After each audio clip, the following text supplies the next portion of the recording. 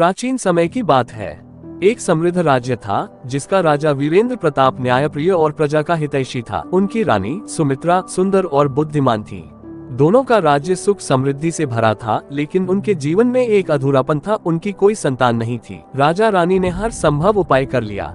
वे देश विदेश के वैद्यों और साधुओं के पास गए, मंदिरों में पूजा अर्चना की, लेकिन संतान प्राप्ति का कोई उपाय सफल नहीं हुआ। समय बीतता गया और राज्य के मंत्री तथा जनता भी चिंतित होने लगे, क्योंकि बिना उत्तराधिकारी के भविष्य अनिश्चित था। एक दिन महल में एक रहस्यमय साधु आया। उसकी आंखों में गहरी चमक थी और हाथ में एक चमकता हुआ चिमटा था। उसने राजा से कहा, राजन, तुमने हर उपाय कर लिया, परंतु अभी तक सही राह नहीं पाई। यदि तुम सच में संतान चाहते हो तो तुम्हें जादू का सहारा लेना होगा। राजा को पहले तो संदेह हुआ, लेकिन संतान की लालसा में उन्होंने साधु से उपाय पूछ लिया। साधु ने उन्हें एक रहस्यमय जंगल में जाने को कहा, जहां एक प्राचीन जादूगर रहता था। वह जादूगर राजा को एक जादुई औषधि देगा, लेकिन उसकी एक शर्त होगी। राजा और रानी दोनों चिंतित थे। राजा वीरेंद्र प्रताप और रानी सुमित्रा के जीवन में वह क्षण आ चुका था जब उन्होंने साधु की बात मानने का निर्णय लिया। साधु ने उन्हें एक रहस्यमय जंगल का मार्ग बताया, जहां एक प्राचीन जादूगर रहता था। यह कोई साधारण जंगल नहीं था। किंवदंतियों के अनुसार वहां जाने वाले बहुत कम लोग लौटकर आते थे। रहस्यमय जंगल की ओर यात्रा। राजा ने अपनी सेना और कुछ विश्वस्त सैनिकों के साथ जंगल की ओर प्रस्थान किया। जैसे जैसे वे जंगल के भीतर बढ़ते गए, रास्ता कठिन और भयावह होता गया। घने पेड़, अजीबोगरीब आवाजें और हवा में जादुई स्पंदन महसूस होने लगा। उनके सैनिक डरे हुए थे, लेकिन राजा का इरादा अटल था। चलते चलते वे एक विशाल गुफा के पास पहुंचे, जहां चारों ओर नुकीले पत्थर और रहस्यमय आकृतियां बनी हुई थी। तभी अचानक एक तेज काला धुआं उठा और उसके बीच से एक लंबे सफेद बालों वाला जादूगर प्रकट हुआ। उसकी आंखें गहरी चमकती थीं और उसके हाथ में एक चमकता हुआ स्टाफ था। जादूगर की शर्त। जादूगर ने गंभीर स्वर में कहा, राजा वीरेंद्र प्रताप, मैं जानता हूँ कि तुम यहाँ किस लिए आए हो। संतान की लालसा बहुत बड़ी इच्छा होती है, लेकिन इसके बदले तुम्हें मेरी शर्त माननी होगी। राजा ने हिम्मत जुटाकर पूछा, क्या शर्त है जादूगर? जादूगर ने मुस्कुराकर कहा, मैं तुम्हें एक जादुई औषधि दूंगा, जिसे पीते ही तुम्हारी रानी को पुत्र प्राप्त होगा, लेकिन बदले में तुम्हें अपनी सबसे प्रिय वस्तु मुझे देनी होगी। राजा सोच में पड़ गए। उनकी सबसे प्रिय वस्तु क्या थी? राजा वीरेंद्र प्रताप जादूगर की शर्त सुनकर चिंतित हो गए। उनकी सबसे प्रिय वस्तु क्या थी? क्या वे इसे खोने के लिए तैयार थे? राजा का निर्णय। राजा ने गहरी सांस लेते हुए जादूगर से पूछा, यदि मैं तुम्हारी शर्त मान लूं, तो क्या मेरी रानी को निश्चित रूप से संतान प्राप्त होगी? जादूगर ने ठहाका लगाते हुए कहा, हाँ, लेकिन याद रहे, ये सिर्फ एक संतान को जन्म देने तक ही प्रभावी रहेगा। इसके बाद तुम्हारी सबसे प्रिय वस्तु मेरी होगी।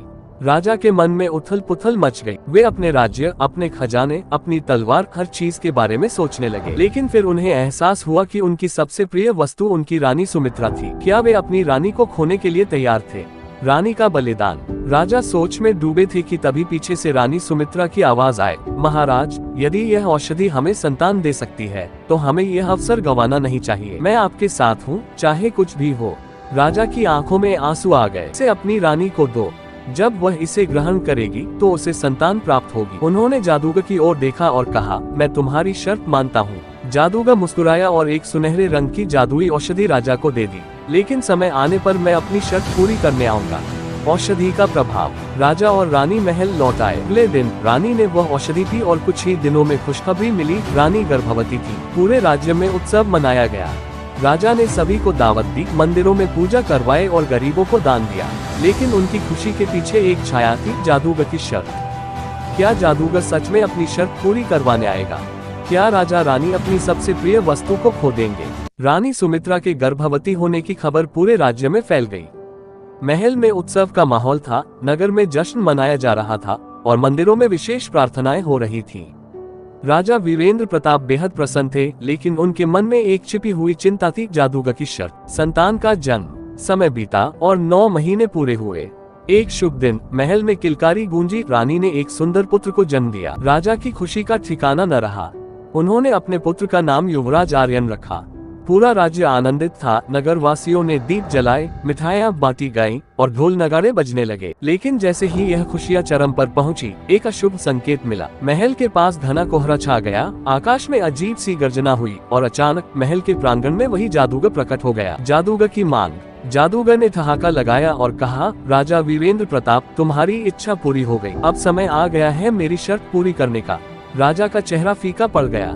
उन्होंने हिम्मत जुटाकर पूछा, क्या तुम मुझे एक और अवसर नहीं दे सकते? क्या कोई और बलिदान देकर मैं अपनी प्रिय वस्तु को बचा सकता हूँ? जादूगर मुस्कुराया, राजन, सौदा एक बार होता है, अब तुम मुझे अपनी सबसे प्रिय वस्तु दो। राजा के मन में उथल पुथल मच गई। उनकी सबसे प्रिय वस्तु उनकी रानी थी, लेकिन क्या वह अपनी रानी को खो देंगे या क्या कोई और रास्ता बचा था? रानी की समझदारी। रानी सुमित्रा ने आगे बढ़कर कहा, जादूगर, तुमने कहा था कि राजा को अपनी सबसे प्रिय वस्तु देनी होगी, लेकिन क्या तुमने ये पूछा कि वह वस्तु अब भी वही है या बदल गई है? जादूगर थोड़ा चौंका और बोला, क्या मतलब? रानी मुस्कुराए और अपने नवजात पुत्र को गोद में उठा लिया। आज से राजा की सबसे प्रिय वस्तु उनका पुत्र आर्यन है, न कि मैं। जादूगर ठिठक गया।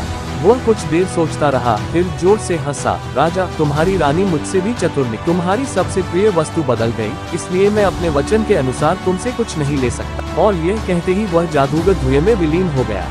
राज्य में खुशी और नए युग की शुरुआत। राजा, रानी और पूरा राज्य राहत की सांस ली। उन्होंने समझ लिया कि प्रेम और चतुराई से हर कठिनाई को हराया जा सकता है। आर्यन बड़ा होकर एक महान राजा बना और अपने माता पिता के राज्य को और भी समृद्ध बनाया। महल में खुशी की लहर दौड़ चुकी थी।